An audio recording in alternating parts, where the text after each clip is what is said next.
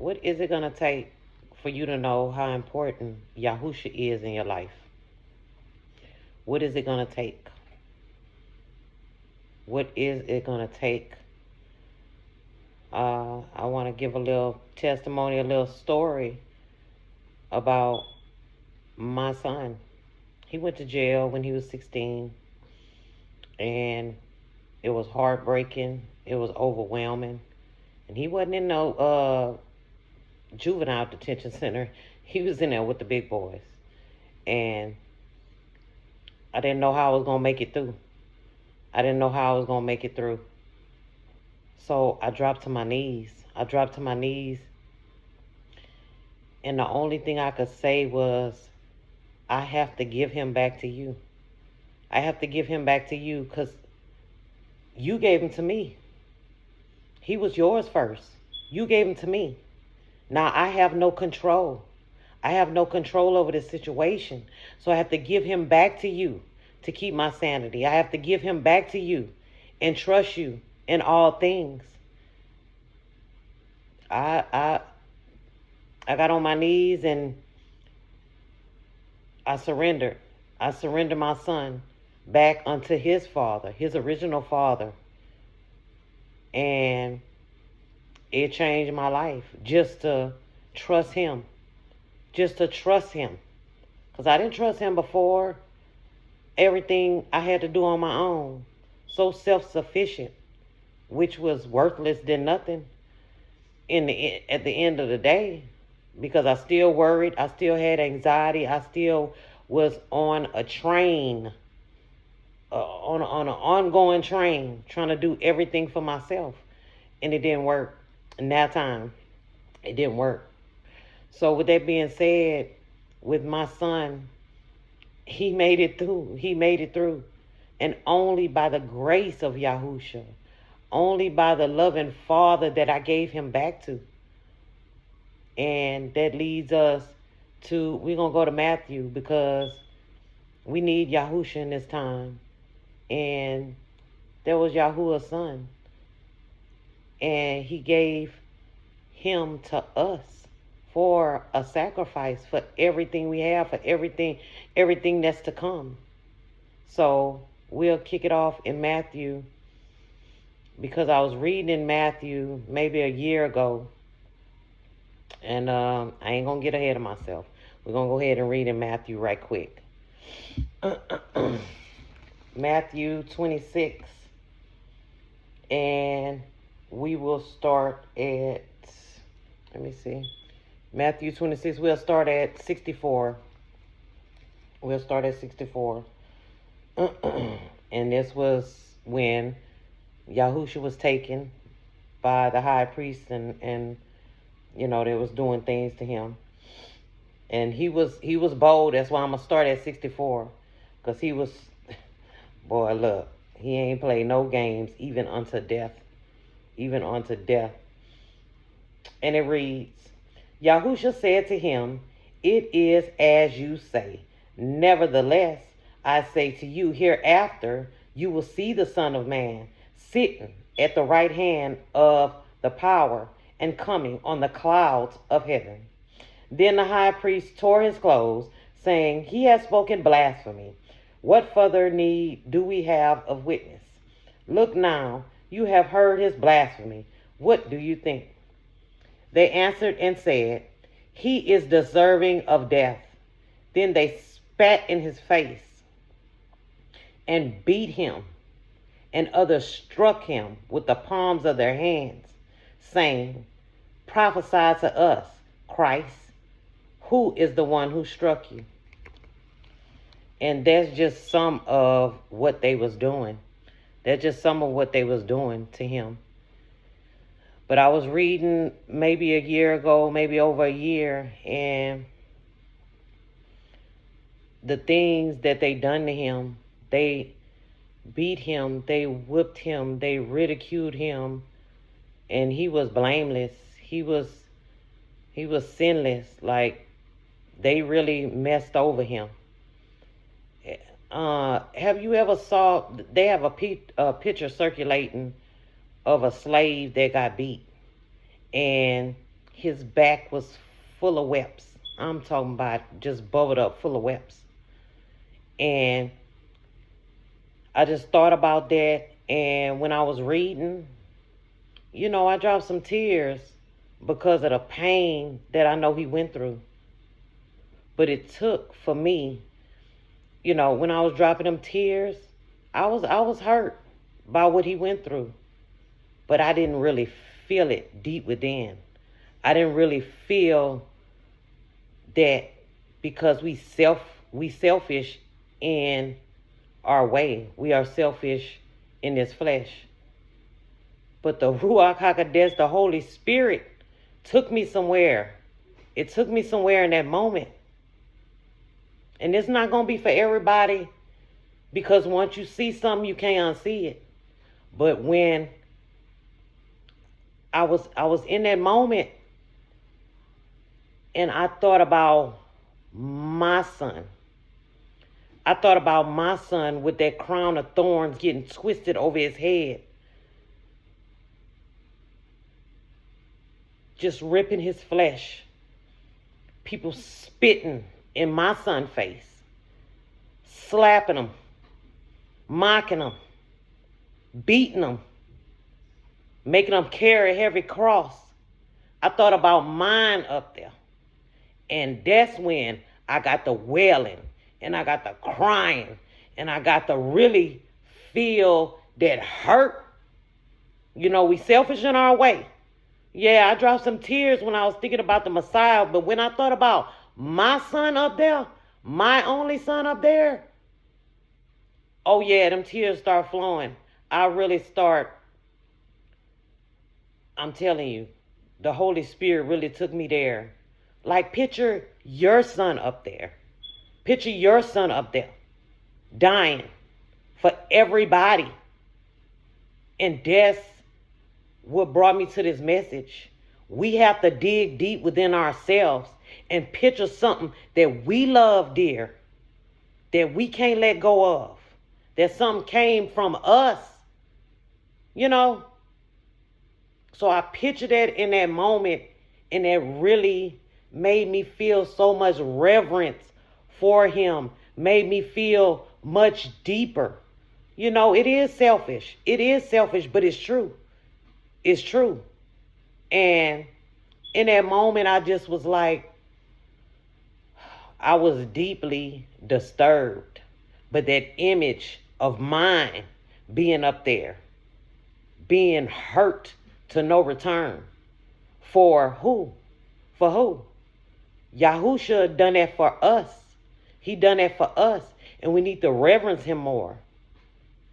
We need to give all we got in these last days to him. We need to do what we have to do in every instance of our lives. He say, if you love me, follow my commandments. Follow my commandments if you love me. So each and every day, take that humility when nobody else around. Take that humility and grab hold tight to it and do the right thing when ain't nobody looking. Reach out to people. Try to help somebody. Stop thinking crazy, nasty, dirty thoughts in your mind about people, because that's what hinder you the most. He sits high, but he look low. He a discerner of the hearts. He cut through bone and marrow. Hey, he could eat everything you feel, everything you do. He knows. So we got to dig so deep within ourselves. We got to dig so deep within ourselves and picture it like it's right in front of us, like it's happening to us. Because that's how Yahuwah burns away all this stuff we got in us. Like, for real. That's going to take us, I'm going to go ahead on to Isaiah. Isaiah 53, 1 through 6. We're going to go to Isaiah. I'll put my markers in here. It's not going to be long, y'all, but it's just something we have to think about. We have to ponder upon. We got to get up out of our flesh in these days. We got to get up out our flesh. Isaiah 53 and 1 through 6. Who has believed our report? And to whom has the arm of Yahuwah been revealed? For he shall grow up before him as a tender plant, and as a root out of dry ground. As a root of dry ground. He has no form of comeliness, and when we see him, there is no beauty that we should desire him. He is despised and rejected by men, a man of sorrows and acquainted with grief. And we hid, as it were, our faces from him. He was despised, and we did not esteem him. Surely he has borne our griefs and carried our sorrows. Yet we esteem him stricken, smitten by Yah, and afflicted. But he was wounded for our transgressions. He was bruised for our iniquities. The chastisement for our peace was upon him, and by his stripes we are healed. By his stripes we are healed. All we like sheep have gone astray. We have turned every one to his own way. Selfish. Word about self all the time. And Yahuwah has laid on him the iniquity of all of us. Everything he went through. Everything he went through. On his shoulders. On his back. On his face. Sweating blood. Sweating tears. You know. He even what is in his flesh, Father, can you take this cup from me? And turn right around and say, not my will, but yours be done. Not my will, but yours be done. Now, he was in the flesh. He could have turned to the right or the left. He didn't. And that was for all of us. And we need to know that. And we're going to skip down to 12. Isaiah 53 and 12. And it reads, therefore, I will divide him a portion with the great. This is the Father talking. And he shall divide the spoil with the strong. Who's strong out there? He going to divide. We didn't get on that cross. I ain't going to say cross, that tree. We didn't get on there. But he going to divide it with the strong. Get your courage. Get your strength up. Right? Because he poured out his soul unto death, and he was numbered with the transgressors, and he bore the sin of many, and made intercession for the transgressors. He made intercession for us. He done everything for us. He is still doing everything right now for us. We need to know that. We need to reverence him. We need to give everything we got. We need to give everything we got in the light, in the dark. It don't matter. Just like, we'll give everything we got for our own kids, for our own son. It could be your basketball player son. It could be your football star. It could be your son that's laying on your couch eating all the cereal. You still love him. You still love him. Right? So the Father gave his son. What will you give? What are you going to give today, this day, right now? Like, the time is now. The message is full blown out there. Like, we don't have no time to waste. It feel like every message I be putting out is like urgent. Like, for real, like right now, do it right now. Every action you take, every thought you think, every good deed you do, every surrender of your life you give to Yah, and every reverence, just everything you got, give it. Give it. The time is now. You have to give it. Because you know what? He coming. He coming. He is coming. And we're going to go to Psalms 2 and 6. He's coming. And the Father don't play about his Son. But he loves us. That's why he gave us his Son. Psalms 2 and 6 through 12. And it reads, "Yet I have set my King on my holy hill of Zion. I will declare the decree. Yahuwah has said to me, you are my son. Today I have begotten you. Ask of me, and I will give you the nations for your inheritance, and the ends of the earth for your possessions. You shall break them with a rod of iron. You shall dash them into pieces like a potter's vessel. Now therefore be wise, O kings. Be instructed, you judges of the earth. Serve Yahuwah with fear and rejoice with trembling. Kiss the Son, lest he be angry and you perish in your way. When his wrath is kindled, but just a little, blessed are all those who put their trust in him." Blessed are all those who put their trust in him. You heard? So we're going to go to Revelation. I told y'all I wasn't going to keep y'all too long. But it's just something to ponder upon.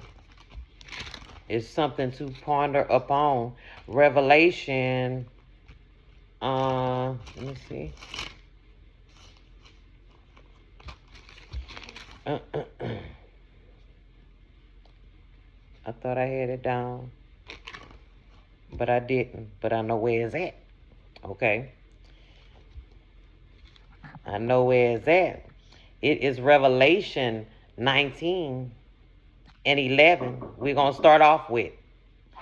"Now I saw heaven open, and behold, a white horse, and he who sat on him was called Faithful and True, and in his righteousness he judges and makes war."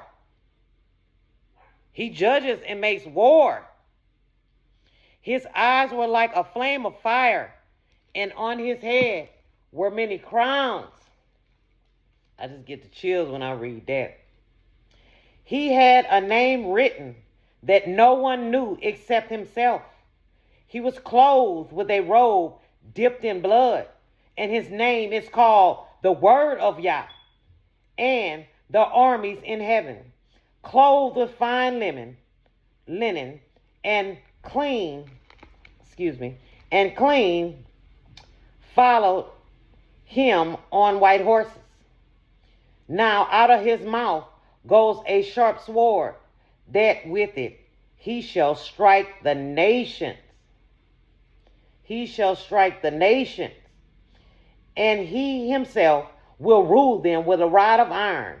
He himself treads the winepress of the fierceness of the wrath of the Almighty Yahuwah, and he has on his robe, and on his thigh a name written, King of Kings and the Master of all.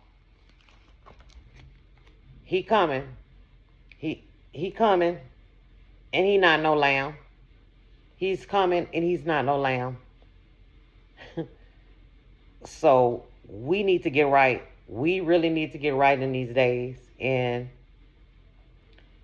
we need to reverence him. We need to know what he went through for us. We need to know what he went through for us, and he went through so much. If that takes for you to sit up there and picture your son up there on that tree, and our kids are going through it right now. Our kids are going through it right now in so many situations, and it's just so hurtful. But that's going to take you somewhere when you picture that. That's going to take you somewhere that you really need to go to burn that out you. To know that it's not all about you. It's not all about you. So I just wanted to give this message. and try to open up somebody's eyes today. Try to open up your eyes today. It's not all about you. Hey, he gave so much for us. We need to give something back. And I just want to give all glory, honor, praise to the Most High Yah, and reverence the Son, and all faith in the Son through these times to come, and right now, here today, this hour. So, with that being said, shalom and blessings. I love y'all, and y'all have a blessed day. And Shabbat Shalom. It's about to be dark. I need to clean up. I need to get my house in order. So y'all have a blessed and wonderful day.